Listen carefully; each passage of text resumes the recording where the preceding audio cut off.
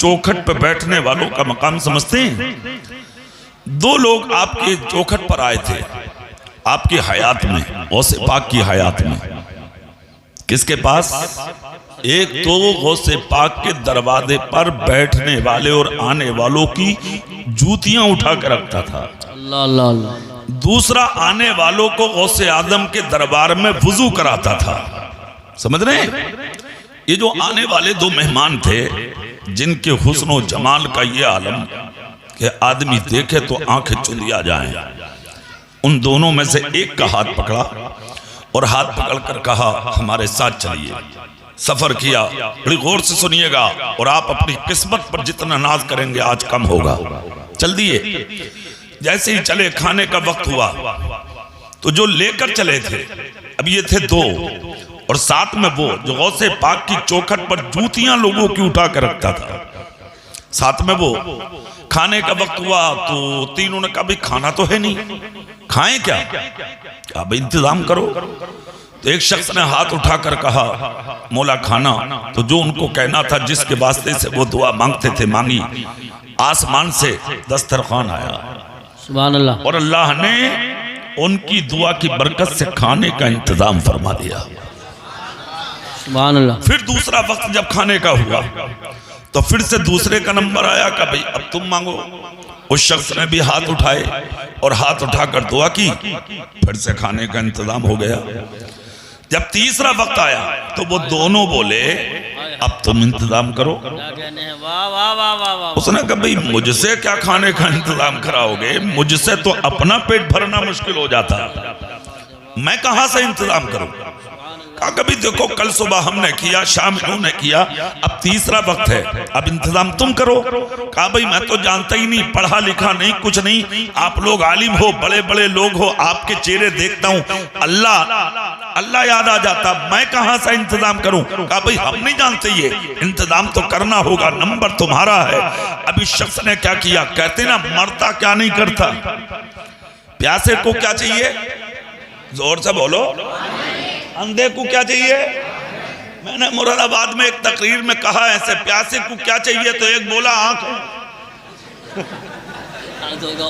मतलब जोश में धोखा हो जाता। तो अंधे को क्या चाहिए बोलो? प्यासे को अब जरूरत इसे भी थी, इसने भी उन्हीं की तरह मुसल्ला बिछाया और मुसल्ला बिछा के जानते हो इसने क्या कहा? मौला मैं नहीं जानता मांगने का तरीका क्या है, आता ही नहीं है, जब आज तक मांगा नहीं तो करूं क्या? गौसे पाक की चौखट पर रहता हूं, जूतियां उठा उठा कर रखता हूं, उन्हीं की चौखट से खाने का इंतजाम होता, तरीका नहीं आता, मगर ए मौला मैं इस अंदाज में मांगना चाहता हूं तुझसे, जिनका वास्ता इन दोनों ने दिया है उन्हीं का वास्ता मैं दे रहा हूं, मौला खाने का इंतजाम कर दे। खुदा की कसम बस इतना ही कहा था, आसमान से खान उतरा, खाने का इंतजाम तीसरे वक्त का भी हो गया। जैसे कि इन दोनों ने ये मंजर देखा, हैरत की इंतहा न रही। इनकी दुआ पर एक वक्त का खाना आया था, मगर इस गरीब की दुआ पर एक वक्त में दो वक्त का खाना आ गया। जैसे कि दस्तरखान से लबरेज खाने को, यानी दस्तरखान पर खाना रखा हुआ देखा, हैरत की इंतहा न रही, परेशान हो गए, मुश्किल में आ गए। ये क्या है? इतना जब कहा तो दोनों करीब आके बोले सच बोल, किस तरह से दुआ मांगी थी? कहा पहले तुम बताओ, तुमने अंदाज क्या था दुआ मांगने का, तुम्हारा अंदाज क्या था? कहा बताऊं? बोले हाँ। कहा हमने जो दुआ मांगी और आज तक जो मांगते चले आ रहे हैं ना, हम सबकी दुआओं का तरीका एक होता है।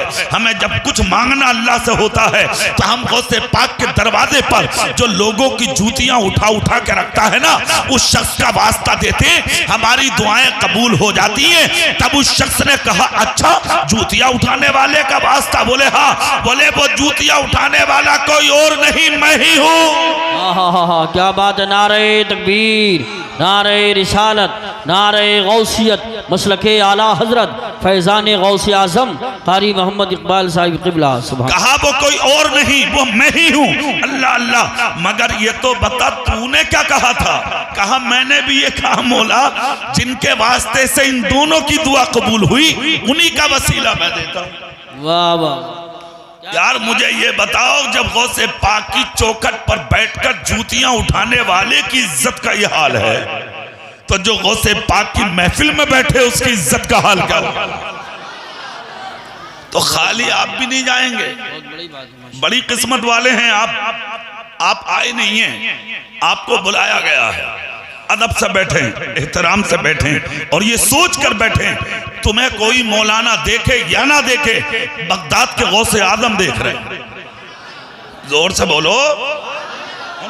मैं कुछ अर्ज करूंगा आपके सामने इंतहाई मोहब्बत के साथ, बारगाहे नबुव्वत और रिसालत में झूम झूम कर दुरूद शरीफ पढ़ लें आप।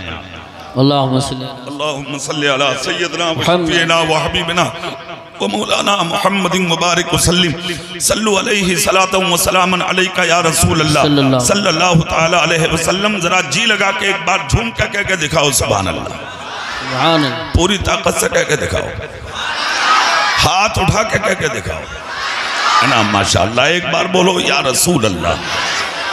एक बार जिनके नाम पर बैठे हो, जिनकी महफिल सजा के उनका नाम लो, बोलो मचल के या गौस अल मदद, या गौस अल मदद। महफिल गौसे आदम की है, जलसा गौसे आदम का है। उनकी महफिल में बैठने वाला कभी गरीब नहीं होता, उनकी महफिल में बैठने वालों को खुदा अमीर बना देता है। बेशक जब तक बैठे दिल को खोल कर बैठे, मोहब्बत से बैठे, अदब से बैठे, एहतराम से बैठे। हर इंसान चाहता है यार हम बड़े हो जाएं, हम ऊंचे हो जाएं। हाफिज जी चाहते हैं कारी साहब हो जाएं, कारी साहब चाहते हैं मौलाना साहब हो जाएं, मौलाना साहब होते हैं चाहते हैं मुफ्ती साहब हो जाएं, मुफ्ती साहब चाहते हैं कि हम मुफस्सिर हो जाएं, मुफस्सिर चाहते हैं हम मुफक्किर हो जाएं। हर आदमी चाहता है, अमीर चाहता है मैं और आगे बढ़ूं और आगे बढ़ूं और आगे बढ़ूं। हर आदमी का मिजाज है मैं बड़ा हो जाऊं। मगर सुनिए, एक जबरदस्त आलिम दीन है, जबरदस्त आलिम दीन जिनकी दो किताबें दर्जाए आलमियत में शामिल हैं। एक किताब का नाम है गुलिस्ता और दूसरी का नाम है बोस्ता।